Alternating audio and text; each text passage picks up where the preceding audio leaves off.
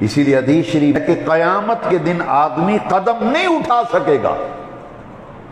جب اللہ کی بارگاہ میں کھڑا کیا جائے گا جواب دہی کے لیے، اس وقت قدم نہیں اٹھائے گا جب تک 5 سوالوں کا جواب نہیں دے لے گا۔ ان میں سے میرے موضوع سے متعلق جو 2 سوال ہیں، مال کیسے کمایا، حلال ذریعے سے کمایا حرام ذریعے سے،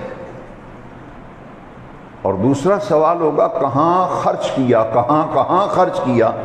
کیسے کیسے کمایا اور کہاں خرچ کیا۔ اس سے معلوم یہ ہوا کہ ہر معاملے میں حلال اور حرام کی تمیز جب تک ہم نہیں رکھیں گے، ہماری دعائیں، ہماری عبادتیں، ہمارے ذکر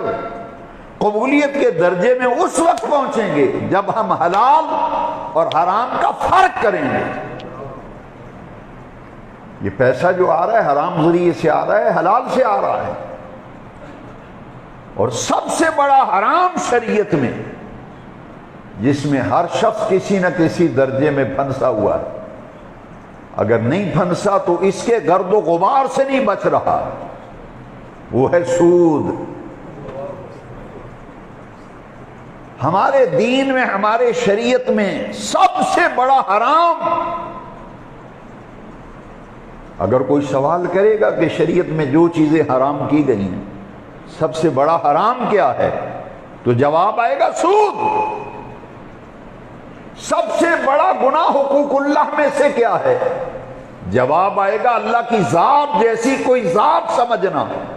اور اس کی صفات جیسی صفات کسی میں ماننا، جسے شرک کہتے ہیں۔ حقوق اللہ میں سے سب سے بڑا گناہ شرک ہے، اور حقوق العباد میں سے سب سے بڑا گناہ ماں باپ کی گستاخی، بے ادبی، نافرمانی ہے، اور سب سے بڑا حرام شریعت میں جو کیا گیا وہ سود ہے۔